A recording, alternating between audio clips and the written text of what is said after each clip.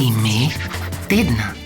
Ime tedna na Valu 202 je Klemen Kovačič, gledališki in filmski igralec, ki je za avtorsko predstavo Agmisterij na letošnjem 12. bienalu sodobne plesne umetnosti Gibanica prejel tako osrednjo kot nagrado občinstva, nagrado za najboljšega igralca pa je prejel tudi na tednu slovenske drame. Dober dan, Klemen Kovačič. Dober dan, lep pozdrav. Najprej čestitke za omenjene nagrade. Mislim, da ste jih sicer že kar vajeni, a ne? Jih imate že nekaj v svoji zbirki. Nekaj je res in vsaka je tako lepo presenečenje, lep dodatek, tako kot tudi stale naziv ime tedna danes, prav eno lepo presenečenje. Hvala vsem poslušalcem in poslušalkam za glasovanje. A nič od tega pa ni tudi zdaj s časom že pričakovano? To nikoli ne veš pri teh nagradah, sej ko si uvrščen na razne festivale, seveda v neki meri pričakuješ, veš, da je to v igri, ampak zdaj zdravo zagotovo pa ne moreš vedeti, pa tudi v resnici to ni glavni cilj umetnosti in vsakeč, če bi delal za nagrade predstavo, pa verjetno ne bi naredil. Take predstave pa sploh ne. Ko avtor, igralec snuje predstavo, to je 8-urna predstava. Ne? Kako se to zgodi? Zgodi se z enim dolgim procesom ustvarjalnim. Ta predstava je nastala v okviru magistrskega študija.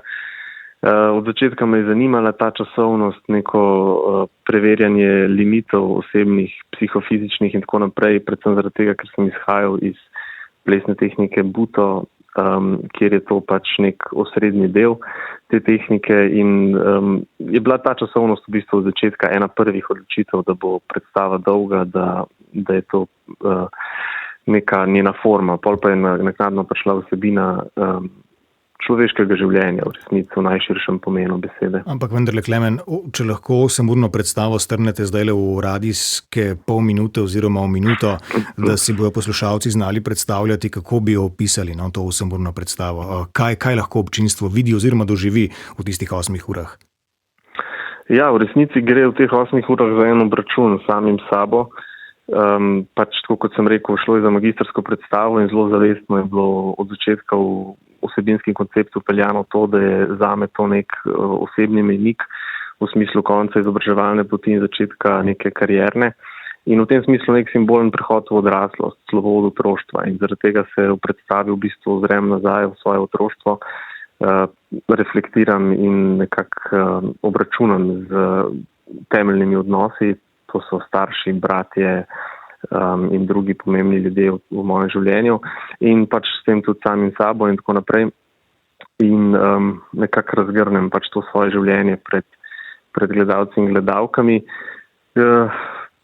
In s tem seveda upam, da in verjamem, tudi po nekih odzivih, da tudi oni v tem v bistvu naredijo nek podoben proces nekega obračuna ali pa refleksije samim sabo. In seveda, ker je to tako dolga stvar, tukaj ne gre samo za nek klasičen proces, analitičen, racionalen, ampak se zgodi neka drugačna izkušnja, neka zelo telesna, fizična izkušnja, ker si tam prisoten 8 ur. Ja. Seveda gledalci lahko odhajajo, pa prihajajo po želji, ampak kljub temu gre za neko drugačno, nek drug pretok časa. Se pravi, precejšen časovni okvir, 8 ur pravite, obenem pa, kar sem lahko videl, zelo intenzivna predstava za vas kot igralca, dinamična. Kakšno pripravljenost zahteva takšen podvig od vas? Ja, res je. Zahteva tako fizično kot psihično, mentalno eno ogromno pripravljenost. In to je v resnici tudi nek smisel ali pa neko vodilo Buta, ki sem ga že omenil. Gre za totalno ozaveščenost in prisotnost v vsakem trenutku, tako emocionalno, kot psihično, kot fizično. In je vsakič eno tako čudovito potovanje iti v teh 8 ur, hkrati pa velik izziv, velik napor v resnici. Ja. Izziv tudi za publiko, ne? Absolutno, to zavedanje je bilo ves čas prisotno, da v bistvu ta forma, ta predstava, performance, kakorkoli to imenujemo, je tako kot je zame zahtevna tudi za publiko in sem vedno znova v bistvu hvaležen tistim, ki so pripravljeni investirati toliko časa za umetnost v resnici, ker je to dan danes redkost. Ja, to je, bi rekel, res predstava kar za sladokusce, ne? Če povemo še to, da v tej predstavi vi ne govorite, ne? Vse besedilo, ki je prisotno, občinstvo posluša posneto po zvočnikih, ne? Res je, pa še to samo v prvem delu, prvih 2 urah, tako da potem naslednjih 6 ur tukaj ni besede več prisotne. Sprva ste načrtovali, omenili smo, da je to, oziroma sami ste omenili, da je to vaše magistrsko delo, torej da bo predstavitev samo ena, ne? Zdaj ste si skoraj morali premisliti, ne? Ja, res je. Pač po tej premieri, ki je bila res najprej načrtovana kot ena in edina, so potem prišli zelo lepi odzivi in tudi festivalske uvrstitve in me to pač, ni se bilo tako težko potem premisliti. Kljub temu pa vseeno načrtujem, da bo naslednja ponovitev te predstave, ki se bo zgodila na Borštnikovem srečanju v Mariboru, zadnja, čisto zares zadnja. Klemen Kovačič je ime tedna na Valu 202, gledališki in filmski igralec, pa ne samo to, ste tudi televizijski voditelj, oddaje za mlade Krompir ob sobotnih dopoldnevih. Ne vem, nekako se mi zdi, da je kar tak naraven potek kariere nekega obetavnega mladega igralca, da ga slej ko prej zanese tudi na televizijo. Zdaj ste okusili ta čar, vas je kaj zasvojilo to delo? Ja, gotovo. Mislim, to je pač eno polje mojega ustvarjanja ali pa delovanja, sicer res da ne poglavitno, čisto v količinskem smislu, ampak ki predstavlja en super svet paralelen temu gledališču in filmu, kjer vsem primarno delujem, ampak sploh pa ta stik z otroki, kjer je pač to oddaja za otroke, mi tako nekako bogati ta sobotna jutra. Ja. Kakšen izziv pa je to, recimo, ker ste tako, ne, na televiziji, kot pravite, za otroke, zdaj ta predstava, bi rekel, je bolj namenjena neki odrasli, zahtevni publiki, če ne zaradi drugega, tudi zato, ker ste precej razgaljeni tudi v tej predstavi, ne. Ne vem, kako se iz ene v drugo vlogo tako transformirate? Je to nek postopek ali imate to sposobnost, da se to tako zgodi?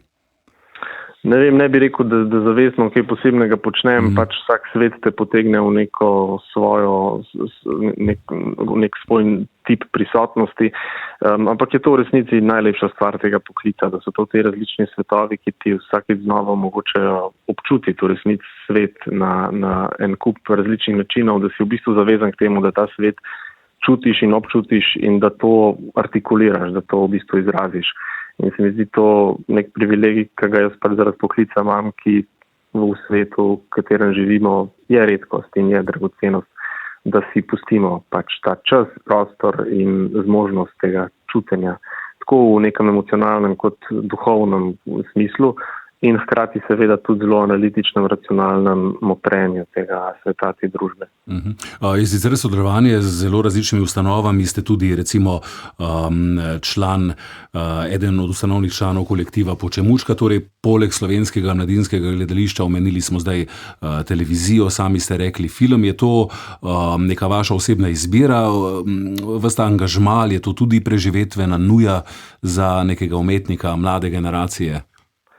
Ne, jaz moram potrkati po lesu, ker imam ta velik privilegij, da sem zaposlen v Slovenskem mladinskem gledališču in stvari, ki jih delam zraven, jih delam v resnici iz ustvarjalne nuje, ne eksistencialne. Seveda pa sem prej izjema kot pravilo. Veliko sploh mladih umetnikov živi v pač prekarnih pogojih dela in je marsikatero delo najbrž nuja čist zaradi eksistence. Ja. Zanima me, če smo lahko aktualni, kako bi komentirali izid včerajšnjega referenduma o dodatkih k pokojninam za izjemne umetniške dosežke. Zdaj vemo, v bistvu se ne spreminja nič, torej taki dodatki ostajajo, gre samo za način podeljevanja, ampak sporočilo, sploh v predreferendumski kampanji nekako pa je bilo nič privilegijev. Ne? Ja, v resnici me žalosti vse okrog tega referenduma, predvsem zaradi tega, ker ga sam vidim kot nekaj nesmiselnega, pa se mi zdi, da veliko ljudi v resnici včeraj izrazili to mnenje, ker se mi zdi problematično vedno znova pač uporabljati umetnost in kulturo za nek politični boj in politično obračunavanje. Hkrati se mi zdi pa tudi problematično z demokratičnega vidika stališča demokracije poziva do bojkotov. Kaj pa vem, kaj ne rečem. Umetnost je vedno pač tarča, se mi zdi, v tem svetu, ki stremi k produktivnosti in dobičku, je umetnost pač taka lahka tarča, ker jo je seveda težko zapakirati v te kategorije, ker prinaša nek drug dobiček. Se mi zdi pa nujna in jaz pač tako kot upam in verjamem, da mnogi ne želim živeti v svetu brez umetnosti. Ja. Jaz vam želim, da bi v tem še naprej uživali in bili zato tudi primerno nagrajeni. Če skleneva, Klemen Kovačič, če sklenemo ta pogovor, ta teden vas čaka nova premiera, a ne? Bodimo zelo aktualni, v petek prihaja Inkubator. Kaj nam lahko poveste o tej predstavi? Inkubator je predstava v Slovenskem mladinskem gledališču, ki nastaja v režiji Oliverja Frljića in se ukvarja v resnici zelo perečo aktualno tematiko v Gazi, kjer se sesuva vsa človečnost, ki jo trenutno premoremo, če jo sploh še kaj. In v njej pač preigravamo razne paradokse, ki so s tem grozljivim, sploh ne vem, kaj ne rečem, s tem genocidom pravzaprav povezani in z našo družbo in z našo pozicijo na Zahodu. Tako da vabim vse poslušalke in poslušalce, da pridejo z nami, kaj pa vem, čutiti ta paradoks in to kompleksno situacijo. Aktualno in kritično, kot se od gledališča konec koncev tudi pričakuje. Hvala lepa, Klemen Kovačič, za pogovor in veliko uspeha pri vašem delu vam želim. Hvala tudi vam. Čestitke in srečno.